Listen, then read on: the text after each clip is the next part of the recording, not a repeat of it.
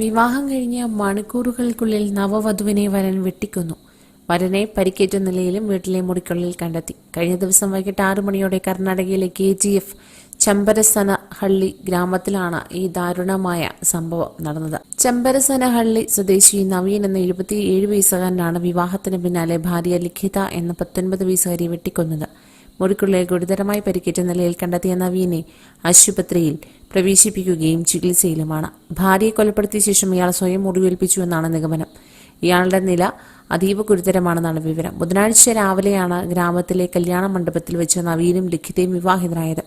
വിവാഹ ചടങ്ങുകൾക്ക് ശേഷം നവദമ്പതിമാരും ബന്ധുക്കളും നവീന്റെ അമ്മാവന്റെ വീട്ടിലേക്ക് പോയി.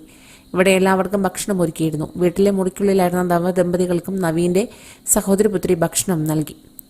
ഇതിനുശേഷം ബന്ധുക്കൾ പുറത്തുപോയതിന് പിന്നാലെ നവീൻ മുറി അകത്തുനിന്നും പൂട്ടി. തുടർന്ന് ഏതാനും മിനിറ്റുകൾക്കുള്ളിൽ മുറിയിൽ നിന്ന് ലിഖിതയുടെ നിലവിളി കേട്ടതോടെയാണ് സഹോദരപുത്രി ഓടിയെത്തിയത്. വാതിൽ അടച്ചിട്ടതിനാൽ ജനൽ വഴി നോക്കിയപ്പോഴാണ് നവീൻ ലിഖിതയെ ആക്രമിക്കുന്നത് കണ്ടതെന്നാണ് സഹോദരപുത്രി നൽകിയ മൊഴി.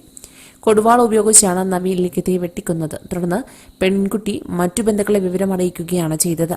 ബന്ധുക്കളെത്തി വാതിൽ തകർത്ത് മുറിക്കുള്ളിൽ കടന്നപ്പോൾ ചോരയിൽ കുളിച്ചു കിടക്കുന്ന നിലയിലാണ് നവവധുവിനെ കണ്ടത്.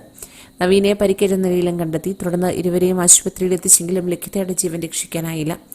നവീൻ ആൻഡേഴ്സൺപേട്ടിലെ വസ്ത്രവ്യാപാരിയാണെന്ന് KGF DYSP പാണ്ഡുരംഗ മാധ്യമങ്ങളോട് പറഞ്ഞു.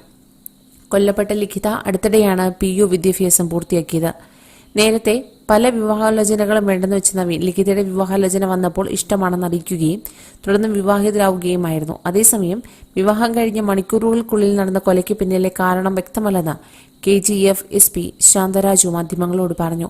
ബന്ധുവീട്ടിലെ മുറിയിൽ നിന്ന് നവീൻ എങ്ങനെയാണ് ആയുധം ലഭിച്ചതെന്നും പോലീസ് അന്വേഷിച്ചു വരികയാണ്.